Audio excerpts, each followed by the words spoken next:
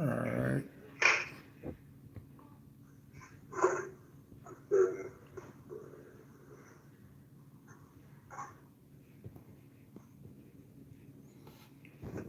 Yeah, Granger.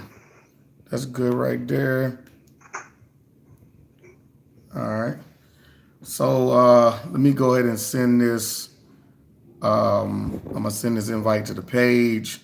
Tell everybody to share this. Um, Everybody that's out there, definitely hit your share button. Share this to Facebook as I'm doing.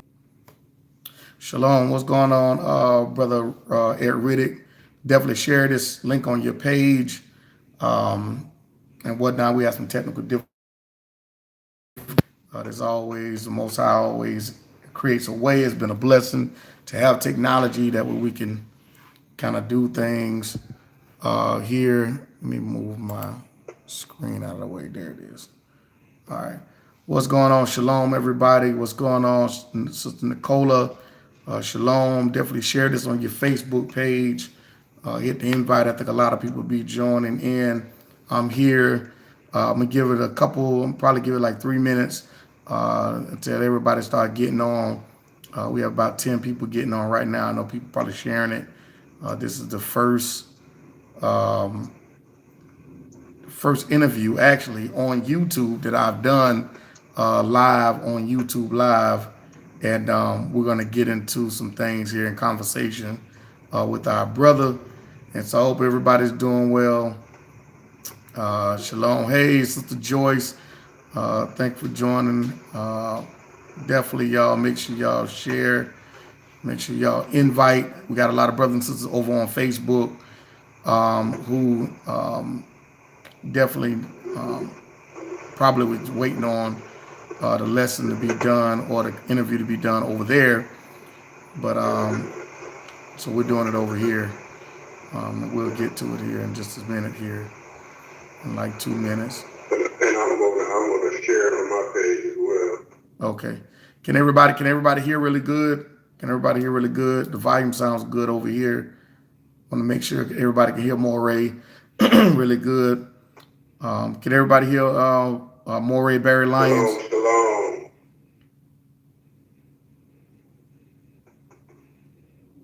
All right, Moreh, say shalom again. Shalom to everybody that's watching. All right, can y'all hear him clear? Just want to make sure he's clear. Can everybody hear me clear? Shalom, shalom, Mr. Carr. Okay, they say yeah, they can hear you clear. All right, brothers and sisters, All right. we're gonna get into this interview. It's definitely a blessing to have our brother on here on the interview on the live. He's the first one to be interviewed on here on YouTube, shall I say? I plan on started doing YouTube lives as well. Someone said shalom from Southern California. So thanks for tuning in, Southern California. Been rocking with our brother for a minute, Barry Lyons, and definitely a good brother, man. Sound, definitely understands the Ruach and how it works in our lives, and we need the Ruach. He put up a post earlier today that really blessed me. He was talking about how people, want to get away from the label of Christianity so much till they end up neglecting the spirit. I think that was powerful, and I think we could just jump into it and start from there. Like, what inspired you? What inspired you to make that? Matter of fact, let's start out this. He is live here from. Let the people know where you're live from before we move into that. Yeah, I'm live from Netanya, Israel. That is about 30 miles outside of Tel Aviv, right on the ocean. I'm a 4-minute walk. I'm right on the beach. I've been here for 7 months now. The Most High blessed me 7 months ago to marry a beautiful sister, Petra Stearns, whose parents left the States 44 years ago. Her mother and father came here 44 years ago in Dimona, raised 7 kids here,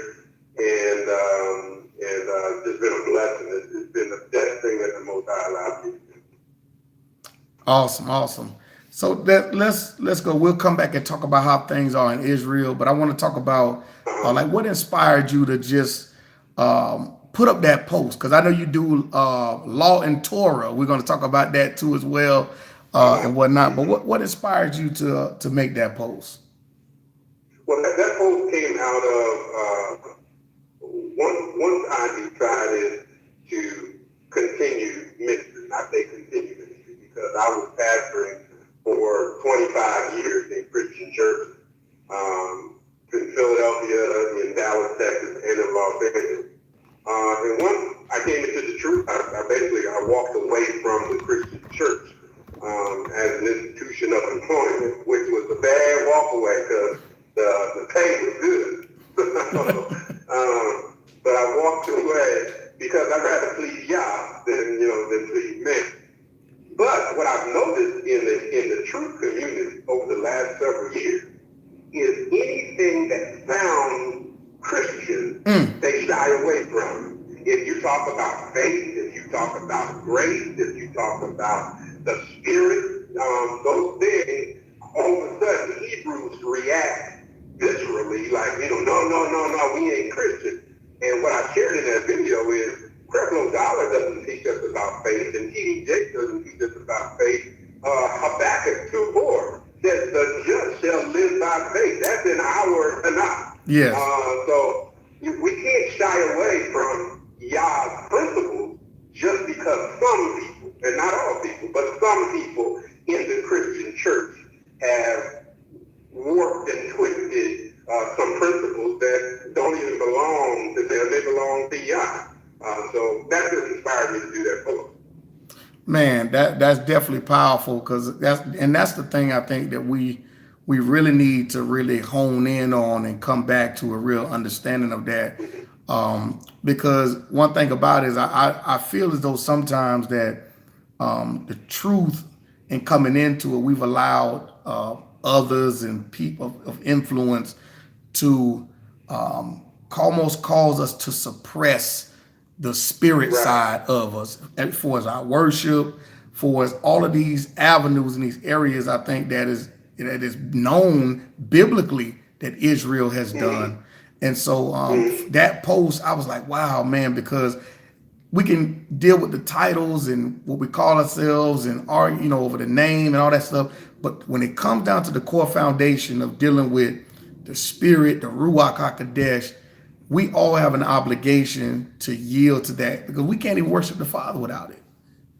Well, the reality, Major, is that a lot of Hebrews, what I'm finding out, they argue on Facebook. They don't worship, but they argue on Facebook. They don't have a prayer life, but they argue on Facebook. They don't have praise, but they argue on Facebook. Right. No regimen for Bible and scripture reading devotionally. They look at scripture to find ammunition to argue, not to read it so that it can feed them. So we've got to be careful, because after a while, I heard the whole axiom is when all you know how to use is a hammer, everything looks like a nail. You know what I'm saying?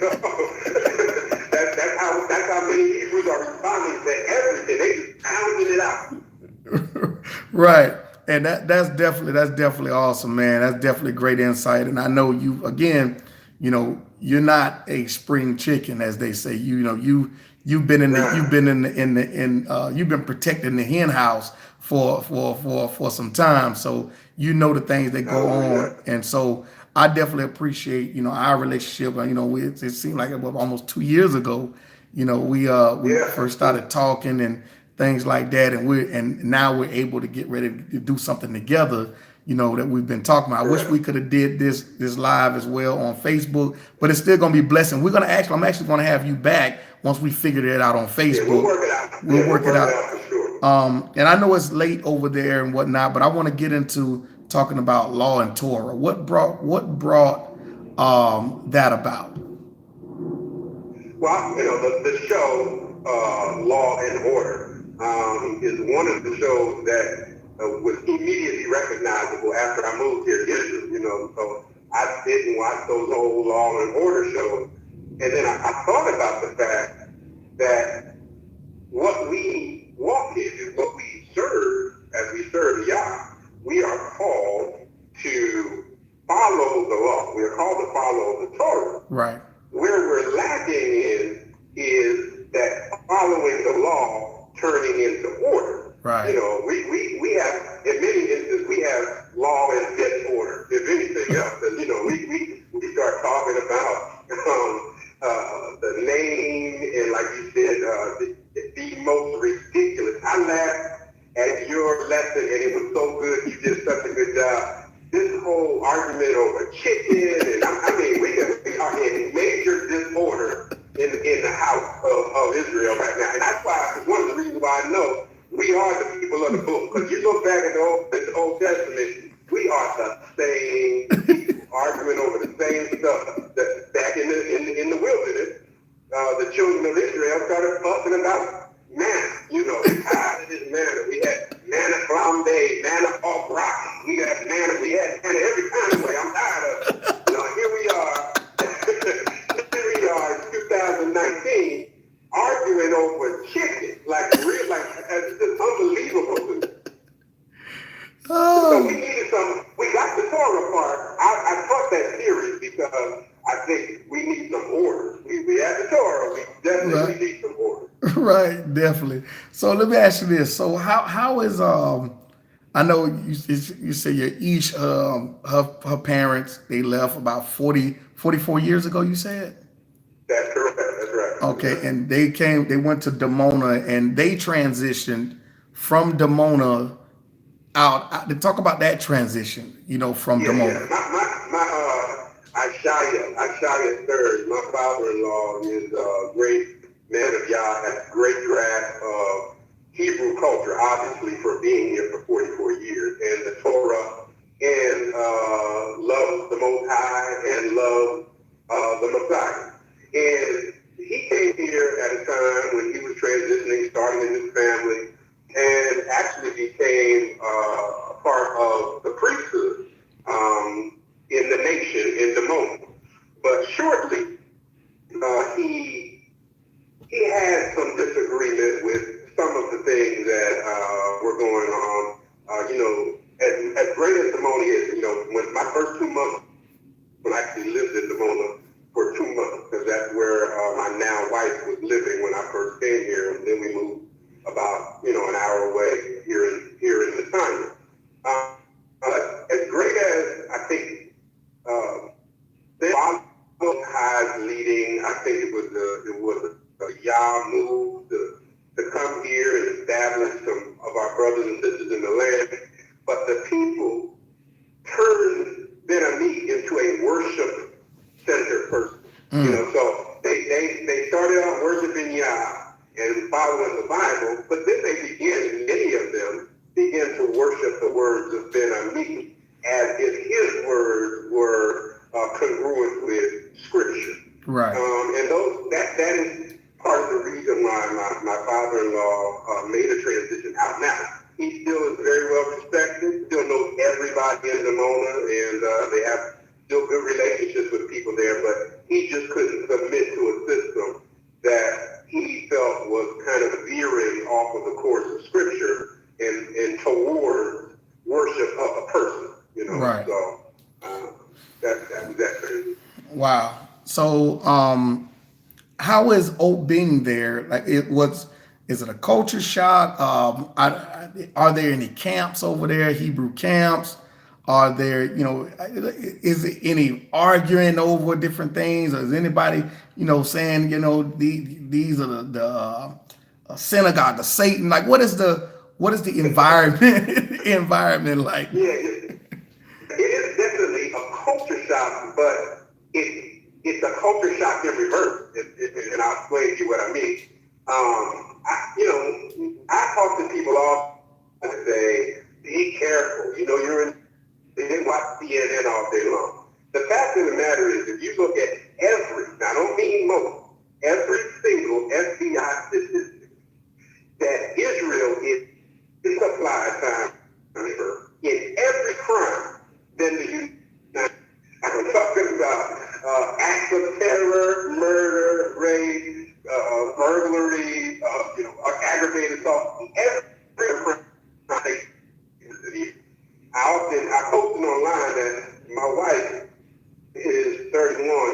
all of her life, she never heard a gunshot until she went to visit her grandfather in Gary, Indiana. So she lived in Israel all of her life. So it was a culture shock because it wasn't what I expected, you know. And then there's such a diversity.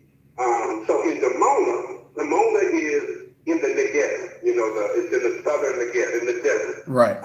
Surrounded by a desert. You know, you take the train from Tel Aviv down there, after a while, you might see some camels, you might see some other things as you're riding on the train. But then, you know, when you get into Dimona, there's some nice homes, and then of course there's the Kabar, where the nation is. And they have a school there, and then there's housing there. They've got several buildings, they've got a daycare and other things.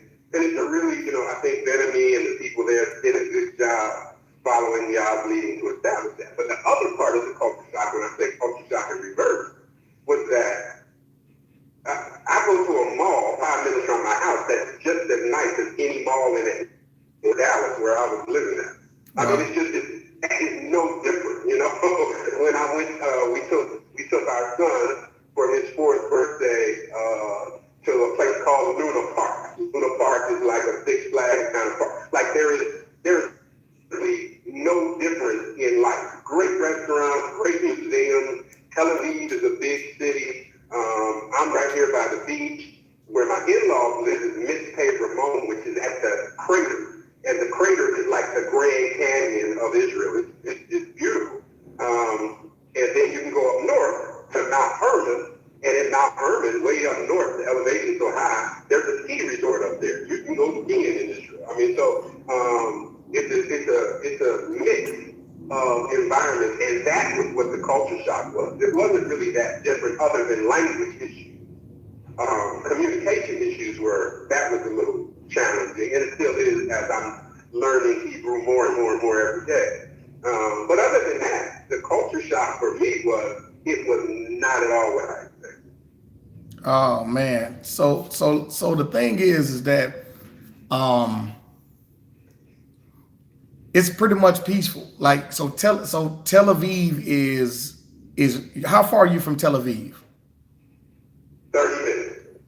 Okay, so we're planning on coming to Israel. You're the third brother that I know so my goal is when I get there to get all y'all together so we all can hang out together. That way so I'm gonna get with you. We'll do that, but I mean it's amazing. When I first get here, I don't know if you ever heard of the New World Festival. That's what they have in Dimona in May. This big festival where everybody's outside. It's a huge thing. Hebrews come actually from all over the world for this big music and food and that kind of stuff. So I was talking to my wife on the phone before we were in Dallas, and she said, okay, the kids are coming back from New World, and it was around 11:30 at night. And so I was like, okay, get off the phone and go get the kids. She said, you know, one is 10 years old and the other one's 7. So she's like, no, they're walking home. And I said, no, it's 11:30 at night. She said, my mom is out there, and I think my mom was walking here too. And I think her mom's in her 60s. I said, listen, it's 11:30 at night. She said, listen, women and children are not afraid to walk around at nighttime. It's just not a fear that we have. That is not something that anybody is scared of, that, you know, something's going to happen to them. And that was amazing to me because I'm born and raised in Jersey. Yeah. And so I'm used to, my house got robbed 3 times when I was a kid, and one time we were in the house when they robbed it. So I come here after watching, you know, Anderson Cooper talk about CNN, talk about Israel on CNN, and I'm watching over my shoulder, and literally I've seen one altercation since I got here, and it was 2 taxi cab drivers fighting over a parking spot. So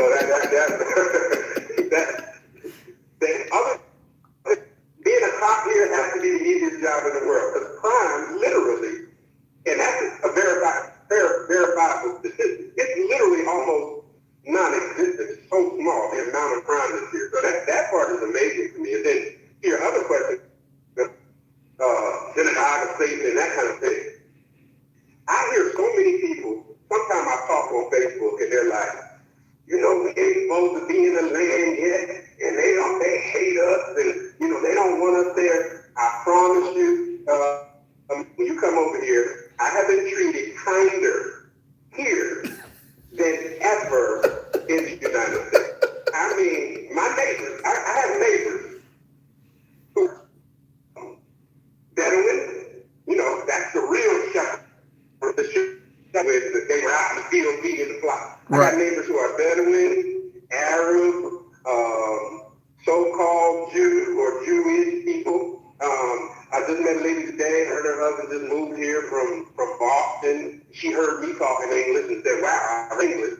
Right down the street, Ethiopian, Sudanese, the biggest group. Like in America, there's Mexicans that do a lot of the manual labor. Here, the biggest piece. So a lot of people who take care of these old people as primary care people and these home care nurses, there are a lot of Asians.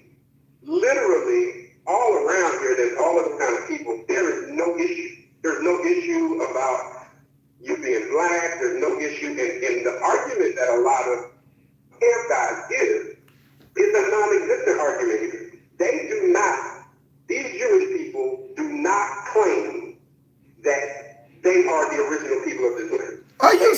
Come on, hold on, Moreh. Hold on. Hold on, Moreh. Hold on, Moreh. Hold on, Moreh. Wait a minute. So where are we getting this from in the States? It seems as though it can't be brothers who've been to Israel, because absolutely not. You're right. It can't be, because I'm like, you know, when me and you talk, you know, a little bit about it, and we're gonna talk about the tour, thing. You got your tour that you're starting, and I'm definitely gonna, you know, be the first one to be a part of that when we come. But where's this coming from? I'm just.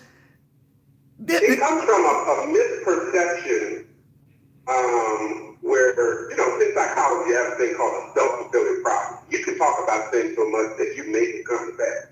And so a lot of these guys, they have talked about they are the original people so much that the argument that they have to convince themselves, they use that argument to convince everybody else. When everybody else is like, okay, like we ain't really got no problem.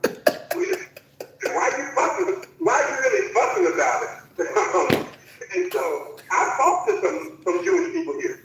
And there's a guy on YouTube who actually went around with a camera and a microphone asking people, do you think you're the original people of this land? It's a great video, because he goes, men, women, old people, young people, and both of them are like, I don't know, I don't really care. I was born here. And so, you know, and so the state of most of these Jewish people is that we may not be the original people of this land, but we fought for it. It's ours now. We got the keys, and we ain't giving up the keys anytime soon. But who is the original people?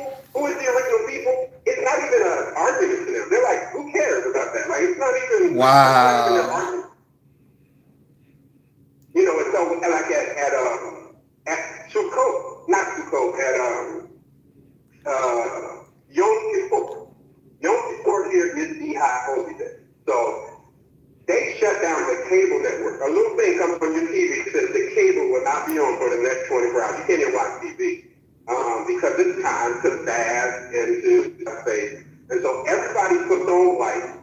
They go out, walk around town. There's a video that I have me and my wife and kids walking on the highway. And I mean like 95. Like highway.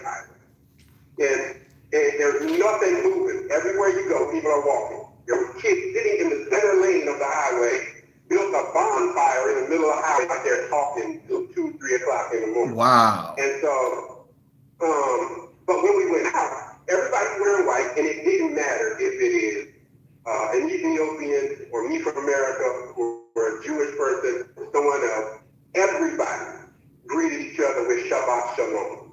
Everybody said Tavuach, and that's the other thing I'm learning here, is that a lot of it's funny, a lot of the Hebrew phrases that we say in the States are really made up. So, like, we'll take two words that go together, because they're the words, but they don't go together based on how Hebrew language is constructed. Right. So they'll say, you'll see people saying, bless you. They'll say, barakatah or barukatah. Bless you is really pavarach. They're taking the word bless and the word you and making that a sentence, but nobody says that to anybody. Like, everybody who speaks Hebrew would look at a person like, why did you say bless and you to me? Because that's not the word for bless you. So when I hear people arguing about, like, we'll do a video about this one time, but like, the confusion, and we kind of got off from the people a little bit. Right. But the confusion about whether it's the people of this land and the language of this land is based on definition. And so when people say that I am Jewish, we take a definition of Jewish and we put ourselves as a pattern over that and see where it fits us and where it doesn't fit us. We know that's Jewish, that we know where that came from, and that we are Hebrew, and here, that word for Hebrew is Hebrew, E-R-I-T, and so we know that's who we are, and that there was no Jew people that came from the tribe of Judah, all that stuff. But we take those definitions, and then we argue about definitions without knowing the cultural context that the definitions come from. So when a lot of guys, I had a long discussion with a guy on Facebook about they're speaking Yiddish over here. And I told him, modern Hebrew, the word modern is what meant a lot of these guys. Because modern just means not ancient. So literally, the Hamashiach spoke modern Hebrew. Like, modern Hebrew is not something in the last, and when you think, the Jews in this land only been here since 1948. Right. They didn't make up Hebrew. Yiddish is from German mixed with some Hebrew, and they come up with their own thing. I have almost not even heard anybody talk Yiddish over here. They talk that amongst themselves. Right. They don't, if you go to the store, if you go to the mall, if you go to wherever you go, a restaurant, nobody's talking Yiddish. The Hebrew is the language of the land. And Yiddish is something more people, more people speak Yiddish in New York City than speak Yiddish in Israel. Wow. Because New York is a hotbed of, Jews who are very people there this year. And so there's a lot of language that once you learn Hebrew in the cultural context, there's some stuff you won't. I don't want anybody to think I'm putting anybody down the way they are. But shalom is not a word. It doesn't exist. It doesn't exist. It's ancient. It doesn't exist. And especially when you know that W turns to language. That's why the sign for VW is Latin, the P, because it was an enunciation of a Germanic language. So it can't be shalom. It can't be. Not based on the rules of Hebrew. That's like, if somebody says, hey, Mason, I is your friend. I is your friend is not correct because you know English. And shalom, if somebody told me ISUPK just did a whole video on, now they're saying that shalom is not, I just read that today. I'm like, yeah, no, it's not. It's really not the right word, and I've been saying that for a really long time. and named with shalom, which is not a word either, but I'm not going to go. But it's funny how perceptions are really strange. If I get 3 people every day who ask me, how do they treat you? And I'm like, fine.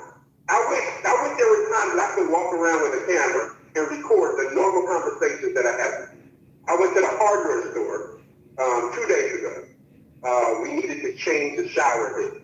So I went on the street to the hardware store, and the guy said, "Where are you from?" I said, I'm from New Jersey, you know, and he's like, "Oh, New Jersey, near Atlantic City?" I said, "Yeah, not too far from Atlantic City." We started talking. He said, "Man, we got another shop, 8 lights down, if you ever want to." I said, "We got lumber, we got this, we got that." I said, "Okay, cool." He was like, "Man, it's great to meet you. Do you love Israel?" I'm saying, this guy had 0 reaction, defense mechanism, anything, because I was black, because I was from America. That really just is something that, and when you talk about the nation, they had some issues coming here. And a lot of people take the time that been some issues coming here and say, see, they didn't want us in the land. You got to realize, when they came here, it was less than 20 years after the Jewish people got here in the first place. Right. So they didn't want nobody here. And then it was the late 60s. It was prejudice everywhere.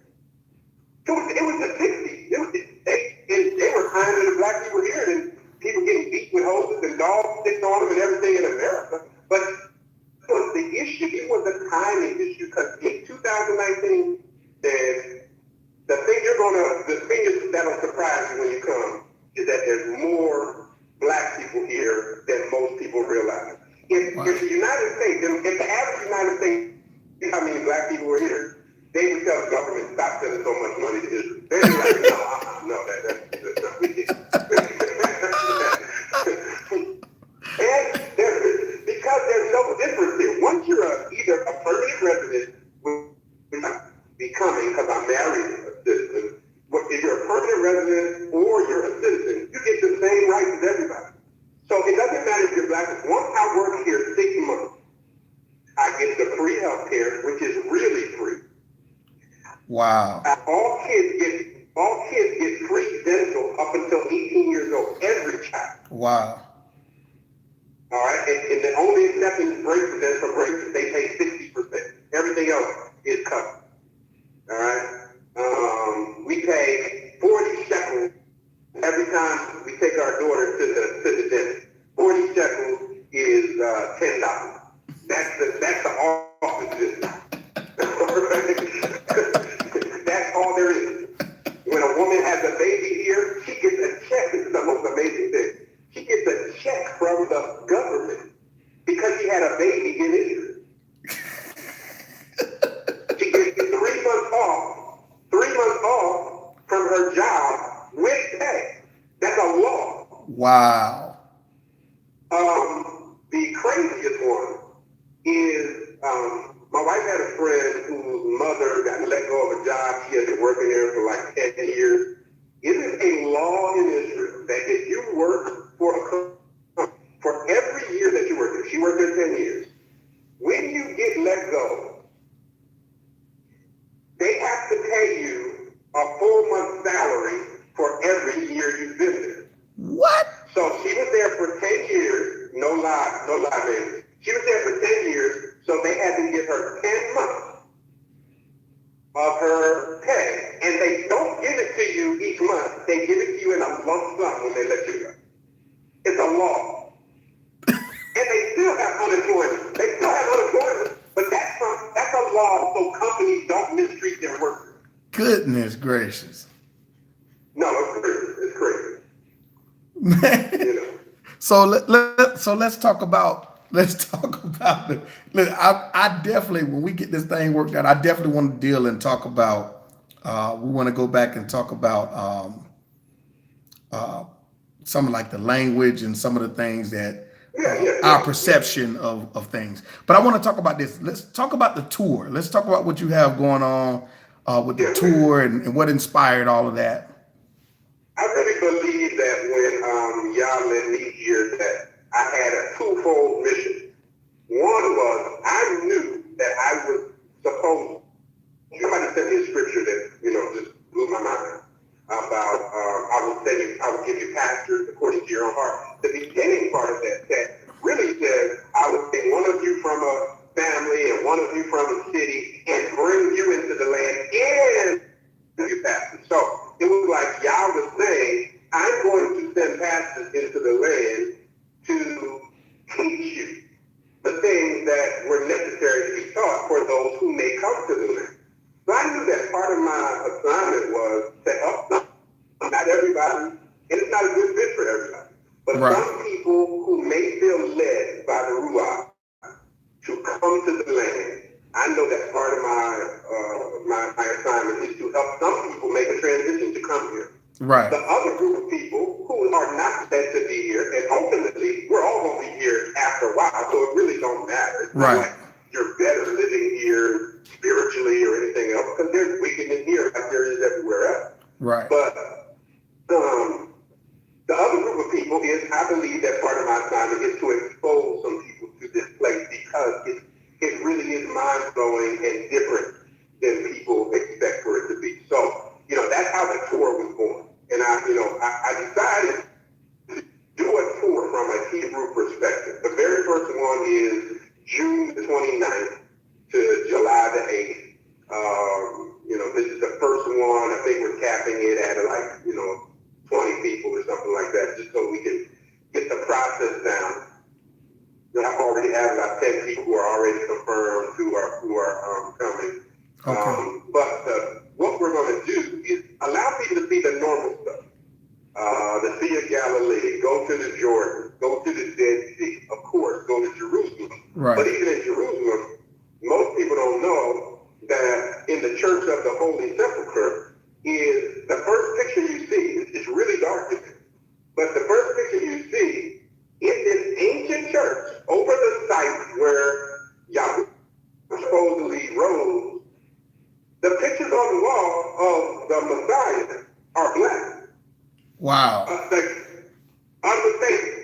So I want us to see that. But then we're going to go to and take some people to the Kippur, because I really think it's a thing that, regardless of some of the stuff that happened over the years, Benelli did a good job of leading some people over here and establishing a community. I really believe that. So it's something I think our people need to see. These are former American black people. These ain't Sudanese people or Ethiopians. These are black people from Gary and Detroit and Chicago and places like that who left everything behind and came here. And I think that's remarkable. But then we're also going to go to Miss Ramon, that crater that I talked about. Mm-hmm. We're going to have a dinner under the stars down in the crater at this restaurant. It's really an outdoor restaurant. It's unbelievable. You can ride a camel when you get out there.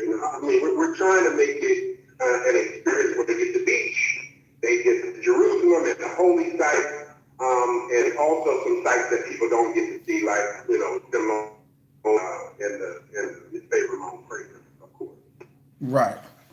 Okay. Also, let's talk about James 1:1. You are coming to in June. You'll be in the States, and you'll be a speaker at James 1:1, and I'm excited about it and things like that. It's going to be Hebrews, and there's also even Christians who came last year. Some who came last year, and they got an experience to be able to experience that all us Hebrews aren't out here acting crazy and stuff like that. And what it's done is it's opened up a door for many of them. Even some of the pastors now, their first feast they're going to keep at their church is going to be Passover. So they're starting to slowly, transition in some areas. And so I think it's going to be good. I think the balance that you have is going to definitely bring just understanding the being a Christian pastor for so many years, and then coming to the truth. You understand the patience, you understand the reproving and things like that. So I'm excited about you coming. I know your words that the Most High is going to give you is going to be powerful and things of that nature. And so, what do you have? If you have anything you want to say on that, or also do you? Okay, go ahead. Yeah, I'm excited about it because ever since you and I connected, I thought that there's some people that don't have in them, which to me is the true ha or the assembly of the Most High. The true assembly doesn't have competition, big eyes and little you. I'm doing more than you. Like that doesn't exist in people who I believe are true to the house of Israel. And this is one of the first things I noticed about you when we met was that thing wasn't in you. And I appreciated that. And I had enough of that in Christian ministry over the years of who got the bigger church and who got more members and who got more money and all that kind of stuff. Right. So I'm excited because over the last couple of years when we first connected, I've just watched how the Most High used you and how He positioned you and how He's continuing to use you and will continue to do that to build some bridges. But bridges are, I've heard some people complaining about building bridges, even about you. Like they're like, oh, Major Brown, he's building too many bridges. I'm like, well, bridges are meant to be crossed. Like they're meant to be crossed eventually. Like you just don't build a bridge because it looks nice. Right. It serves a function. And a lot of these pastors, like you said, you and I decided to wake up one day, and even when you say one day, it was a period of time. Right. And walk into the truth. Everybody has their own process. And some of these will do exactly what you said. It's going to start with them observing feast days. It's going to start with them doing special programs that have a Hebrew emphasis. Right. And it's going to eventually end with them saying, hey, we've come this far. Now we're going to worship on Shabbat. Now we're going to do this. You can't force everybody to wake up. All of us know somebody in our family. If you shake them awake, you're gonna have a fight on your face. Right. You can't just splash water in the person's face and say, wake up. That's just not how it works. Sometimes that's why they put a snooze button on an alarm clock. Right. And some of these Christian churches, they're not asleep. They're hitting snooze. That's right. They're waking up slowly, but waking up is jarring to them, and it is not comfortable to them, and the light is too bright, and you're making too much noise, and you arguing about shalom or shalom, and Yahushua or Yahshua, you're arguing about all that, and I'm trying to wake up slowly, but can you just take me easy? And that's what is happening. I think what the Most High is doing. There's too many people waking up that the black church in America 10 years from now will not even resemble the way that it looks right now. That's right. It can't. It cannot. It won't happen. And so you're doing a good job of building that bridge that is eventually there to be crossed. Right. And, I'm excited to be a part of the thing that the Most High gave and just do my little part to facilitate some inspiration and excitement and clarity on all of our mission. Absolutely. Also, I want to talk about, I'm glad it came to me as I was sitting here. You're working on a project as an artist. Yes, sir. Yeah, I've been hearing some of the stuff, man. It's some good stuff. We definitely need that. That stuff is really my older project. Okay. It was at that time. It was music for Christian couples. That's what it was when I first did that. Because I believe that, and it's so timely now with the whole R. Kelly thing and all that stuff. Listen, everybody who's married knows you do not want to listen to no Amazing Grace when you spend time with your wife. You're just not trying to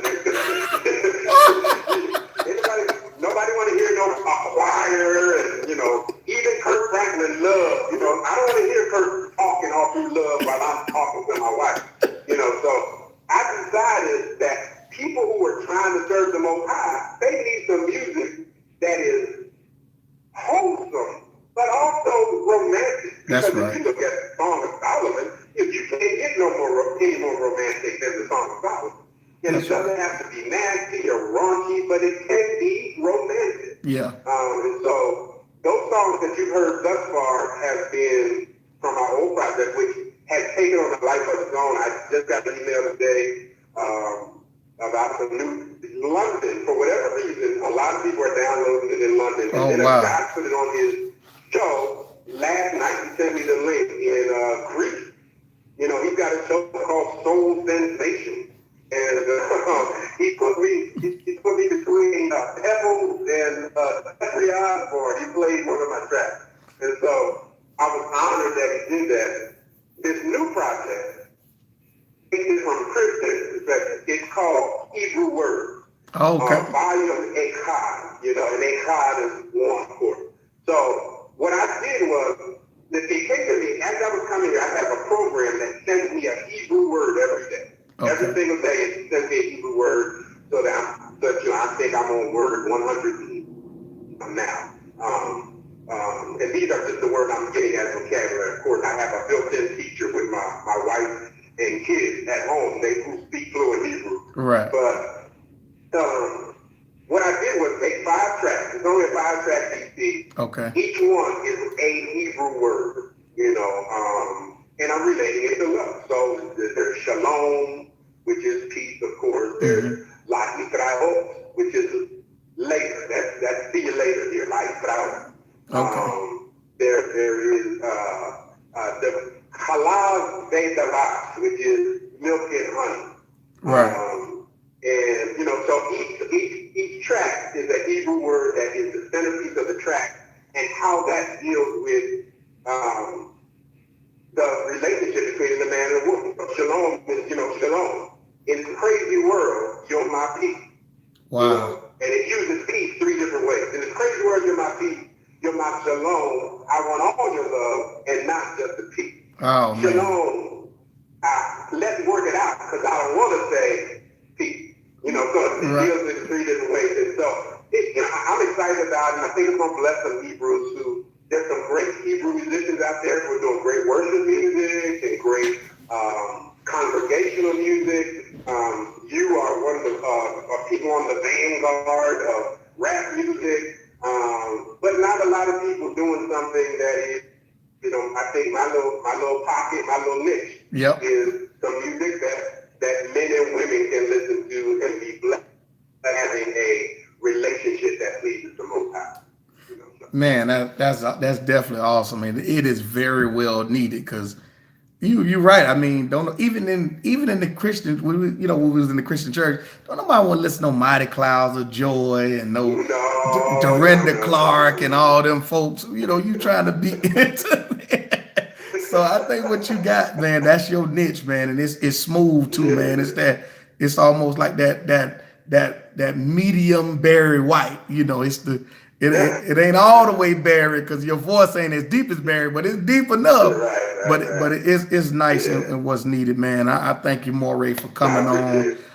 If you have any, your Facebook page, you got YouTube, wherever your music at or whatever, go ahead and give it out. You can hit me on Facebook. As you know, each week I do something called Awake in Israel.